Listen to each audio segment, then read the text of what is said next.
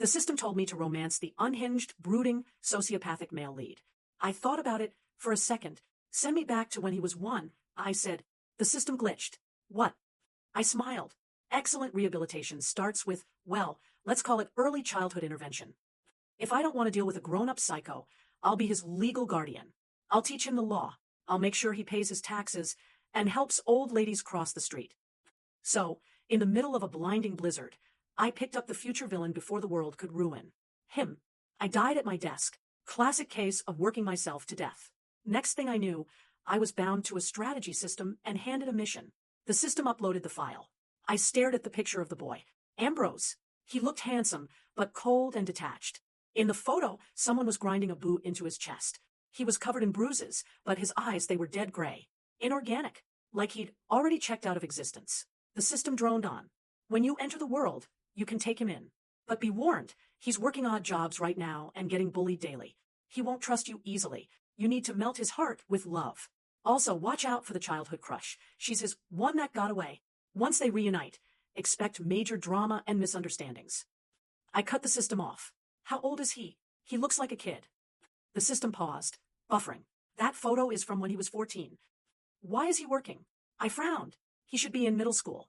He's broke, the system said. He dropped out. Truancy laws are a thing, I said, and if he's a ward of the state, the foster system covers his education costs. I tapped the virtual screen. This group home is non-compliant. They're running a sweatshop, not a shelter. The system sounded confused. I guess. The social services in this timeline are really lacking, I muttered. All right, send me in. I know exactly how to handle this. The system perked up. Great. Which trauma point do you want? 14, when he's being humiliated by customers. 18, when he's bleeding out in an alley. Or 23, when... 1, I said. The system froze. What? Send me back to when he was 1 year old. My plan only works if we start from scratch. Ambrose was born doomed. Unknown father. Mother dead. On the delivery table. He was a sickly thing, clinging to life until he was 12 months old. That's when his relatives decided they were done. They dumped him on the concrete steps of the ER. It was the dead of winter. A blizzard was burying the city. The freezing cold spiked a fever that cooked his nerves, stealing a chunk of his hearing. But nature is cruel. It gave him a trade-off. The male lead's cheat code. Mind reading. From that night on, his world went silent. But the thoughts of others screamed at him. Pure, unfiltered malice, loud enough to shatter glass. I stood in the snow, looking down at the bundle in my arms. He was sleeping, oblivious to the hell awaiting him. I looked up at the void. System. If I'm saving the villain, I need resources. Unlock the infinite money glitch. Now, unless you want your protagonist to starve to death in the cold. It processed the request. The funds hit my account, but the system sounded nervous. Are we sure about this? Is this ethical? Maybe I should transport you to 10 years later? I'm 22, I said, wagging a finger at the invisible interface. We are not doing the grooming arc. We are doing the responsible parenting arc. I gestured to the baby. Saving him at 1? That's maternal. Trying to fix him when he's 18? That's predatory. 16? Illegal. 11? Don't even go there. The system bathed in the holy light of my moral superiority and stayed silent. It couldn't argue with the law. Let's move, I said. I have a to-do list. First item, acquire the license to run a group home. The place Ambrose originally grew up in, the Haven, was a hellhole. A factory for trauma managed by sadists. Not anymore. I was going to hostile takeover the hell out of it. I tucked the blanket tighter around Ambrose, shielding his face from the biting wind. Let's hope we aren't too late to save his ears. The system forged my credentials. Clementine, qualified social worker and administrator. I rushed Ambrose to the ER for immediate treatment, then signed the deed for the Haven. The building was a ruin. It had been closed for years. No staff, no kids, just peeling paint and rotting wood. It was only reactivated in the original timeline to warehouse unwanted children. Chaos. Perfect. In my past life, I ran facilities like this. I knew the drill.